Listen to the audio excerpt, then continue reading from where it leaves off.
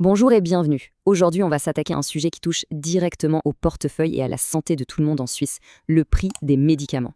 C'est une bataille, une vraie, super complexe, avec des enjeux énormes, et ça a des conséquences directes, bien réelles, sur nos primes d'assurance maladie. Alors, imaginez la scène. C'est l'automne, et comme chaque année, les pharmacies sont pleines à craquer. Ça tousse, ça a mal à la gorge, un peu de fièvre, bref, on connaît tous ça par cœur. Une image qu'on voit tout le temps, presque banale en fait. Et pourtant, derrière ces petits bobos de saison, il y a une inquiétude qui grandit. Une inquiétude bien plus profonde et surtout bien plus chère. La question qu'on doit se poser, c'est et si la grosse facture pour notre système de santé n'était pas encore arrivée? Ok, alors parlons concret. Allons droit au but. Quel serait l'impact financier, là tout de suite, pour les assurés en Suisse? Voilà, on y est. Le chiffre qui fait un peu peur. 11%. On parle bien d'une hausse potentielle de 11% pour les primes d'assurance maladie.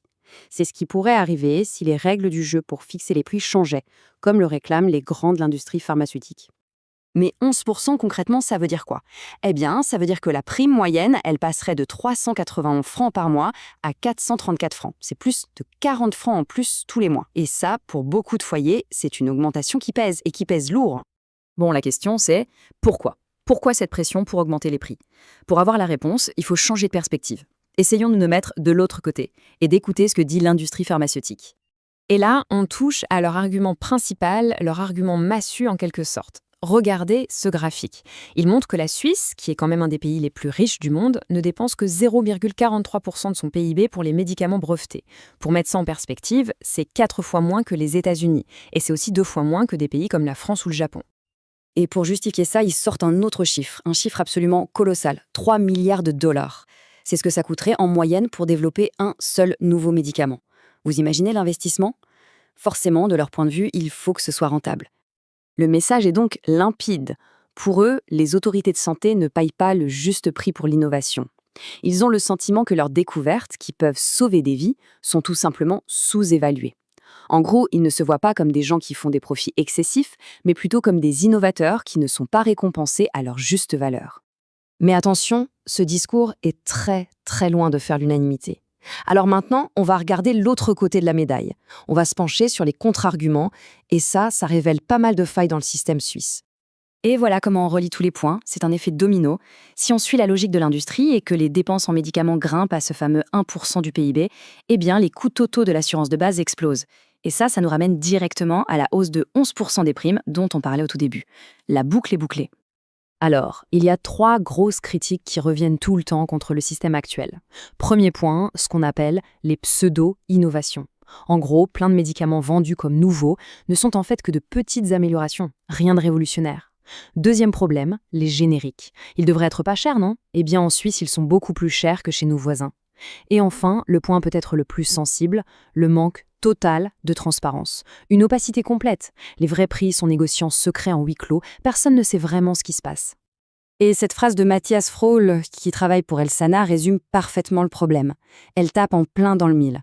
Comment est-ce qu'on peut discuter sérieusement d'un prix juste si personne ne connaît les vrais prix, ceux qui sont appliqués après les rabais secrets?